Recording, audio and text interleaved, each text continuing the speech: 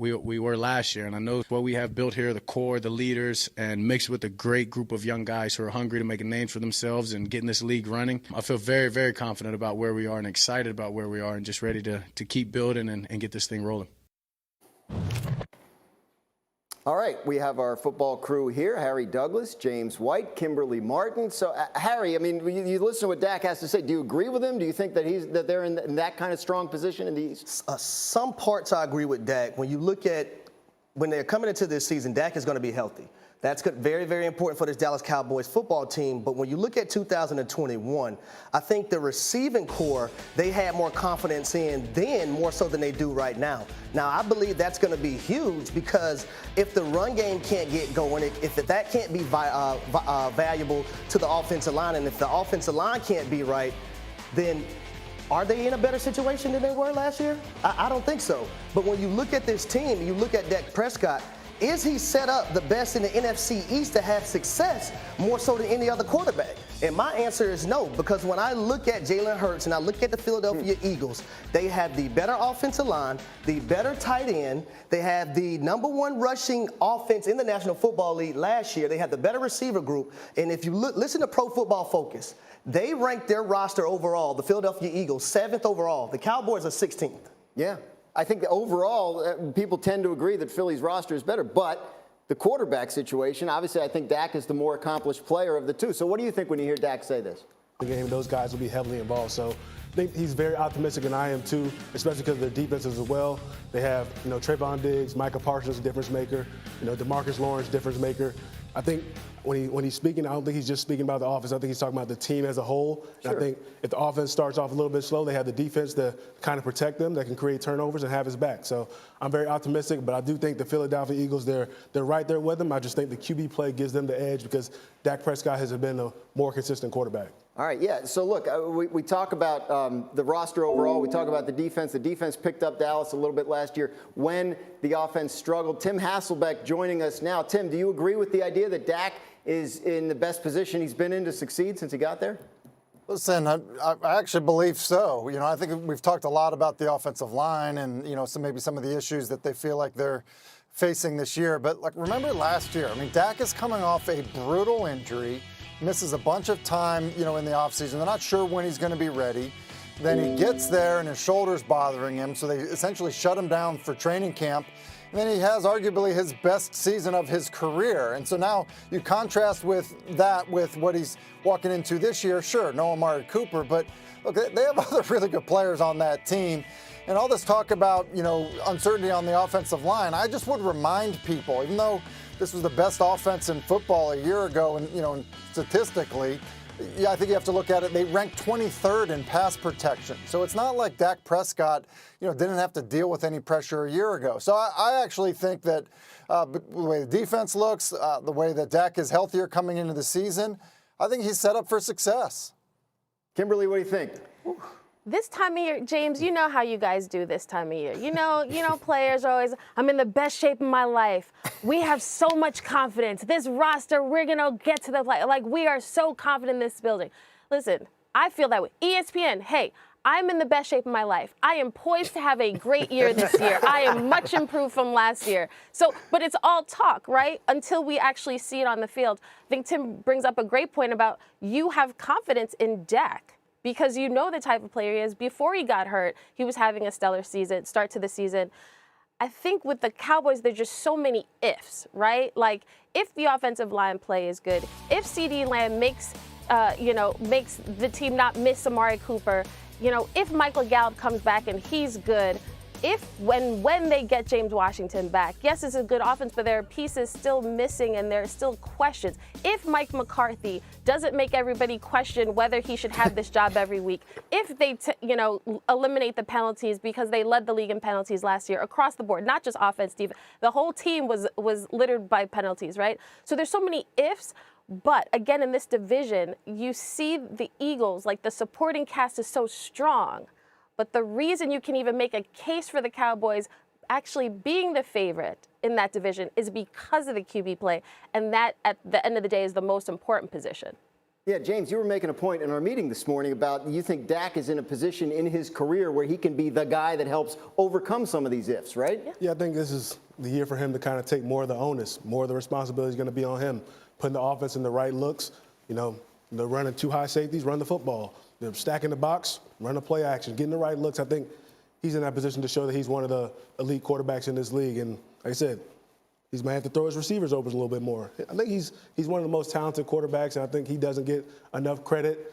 He had a good year last year. This will be a big year for him. Him, Mike McCarthy, Kellen Moore, those guys are going to have to push the envelope.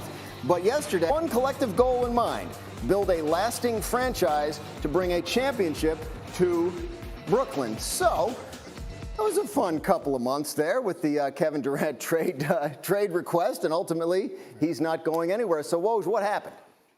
Ultimately, Dan, I think Brooklyn waited out Kevin Durant, and they waited out this trade market, which never really materialized. The kind of offers that I think both Brooklyn and Kevin Durant thought that might be there for him, a player of his stature in the prime of his career at 34, under contract for 4 years. They weren't there. There was never a deal that Brooklyn thought was actionable, that they thought maybe they were one piece away from moving on. And I think they also banked on this, how much Kevin Durant loves to play basketball. He was never going to do what Ben Simmons did in Philadelphia last year, and that's sit out training camp, sit out the season in hopes of forcing a trade. And now with a month to go before the start of training camp, Kevin Durant returns to probably the most talented team he's played on in his time in Brooklyn. Talented for sure. There's no question about that. But there always seemed to be something going on with this Brooklyn Nets team. Wendy, how do you describe what's been going on here the last couple months and where things stand?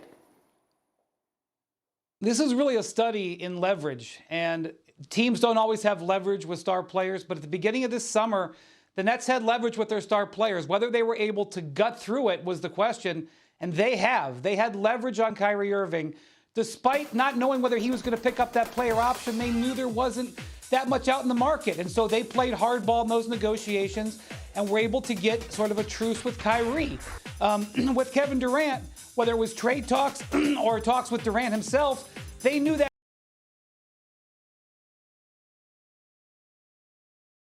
4-year contract he signed last year gave them leverage. And so even though 2 weeks ago, when we saw that meeting with Joe Tsai and Kevin Durant led to, requests about personnel changes, there was a path there. You could see past that. You could see Durant was basically signaling there was a way he could return. And so I think the Nets played their leverage here, and Durant, at least for now, folded his hand. It doesn't mean this is going to last forever, but as Woj says, they have a tentative truce, and they have a great team. And I know a lot of people are going to be excited to see him play on the floor this fall. Yeah, at least for now, Wendy says. So what does happen now? We look across the river at the Brooklyn Nets and all that talent and all the drama that goes on all the time. Where do we stand, and what do we think happens with the Nets going forward? Then this is a team that needs to get off to a good start. They need Ben Simmons, who's on course, I think, to be ready early in the season, if not at the start of the season, to come back, become a very productive player again. They've got a very motivated Kyrie Irving, who's been working out with Kevin Durant, who's playing now for his next contract. And if Kyrie Irving comes out this year, is available, plays at the level that everybody knows he can still play at, he's going to have the kind of long-term guaranteed max contract in his future that he wanted this offseason. So there's certainly pieces in place. The addition of Royce O'Neal from Utah. Seth Curry returns a healthy Joe Harris. This is a Brooklyn team. There's no reason they shouldn't get off to a good start. And winning makes so much of this fall by the wayside. We have seen that over and over. And I think for Steve Nash's standing as head coach for this organization, getting off to a good start, showing that they can be among the elite in the league, it can put this summer in the rearview mirror. Yeah, Steve Nash is standing as head coach. Wendy, I feel like the last turn in this story was we found out Durant wanted Nash gone. He's not, and neither is Kevin. How's that going to work going forward? I have to say, Dan, covering the NBA for 2 decades, I have seen coaches who've been threatened by star players who get a backing from management actually thrive. There is a way that this actually could play to Steve Nash's benefit that he comes to training camp knowing he's got the full support and that everybody standing in front of him knows it. And Woj mentioned Ben Simmons. There's a whole series of things that they could do with the healthy Ben Simmons that could change the dynamic of the whole team. They could play Ben Simmons at center alongside Seth Curry and Joe Harris with Kyrie and Durant. They would see one of the most dynamic shooting lineups that Simmons would ever dream of playing in and mitigate his shooting issues. You know, they went out and made some nice veteran additions to this roster.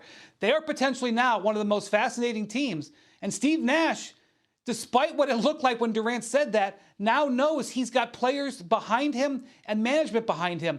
He's maybe in a better position he's ever been in his career, as odd as that sounds. Yeah, it sounds fantastic, honestly, and I'm sure that that'll be it, and we'll not talk about any more Nets drama again the whole entire season until they're getting ready to make their playoff run. Thanks, guys. We're going to go to the NFL now, where Dak Prescott and the Cowboys are hoping to bounce back after a disappointing finish to last season. Dak talked with Peter King about his expectations for 2022 and why it might be Dallas's best season yet. Listen to what he had to say. Very, very